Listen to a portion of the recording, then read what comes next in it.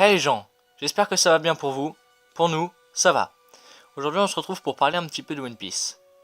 Je voulais vous proposer une théorie sur les dits, la signification de leurs lettres et d'où viennent-ils. Donc dans l'univers de One Piece, certains personnages, pirates, révolutionnaires ou marines, possèdent une particule spéciale dans leur nom, un D. Cette mystérieuse particule énigmatique se fait nommer, par bon nombre de personnes, la volonté du dit. Les porteurs de cette particule très spéciale sont nommés les porteurs du dit. Selon les croyances populaires, les porteurs du dit seraient voués à un grand et fameux destin. On dit que les dits sont les ennemis naturels des dieux, les Tenryubito. Pourquoi? On dit qu'ils sont voués à un grand destin. Pourquoi? On dit que cette petite lettre, le D, donnerait une volonté surpuissante. Pourquoi? Toutes ces questions sans réponse seront probablement révélées à un moment du manga, et beaucoup de théories essayent de découvrir certaines significations possibles pour répondre à toutes ces questions, mais aucune n'a encore été validée officiellement par l'auteur Eiichiro Oda. Selon nous, tous les dits seraient les descendants d'une civilisation très ancienne qui ne serait pas humaine, ou devrais-je dire terrienne. Je m'explique. Vous souvenez-vous des mini-aventures d'Ener? Vous souvenez-vous de ces petites personnes sur les murs ancestraux?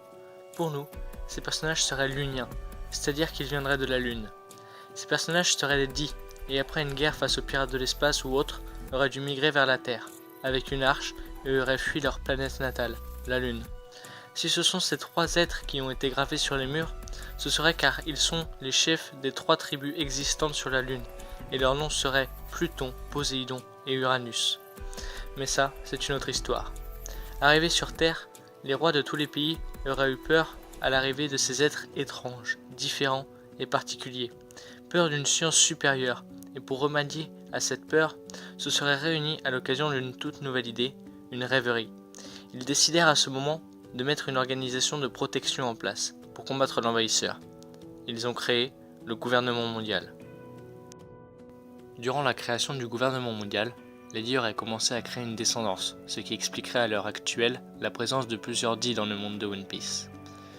Arrive l'heure où le gouvernement mondial, fini de création, décida de déclarer la guerre aux dits, sous les ordres de leur chef, les rois qui auraient quitté les royaumes afin de se mettre à l'abri à Majarijoa.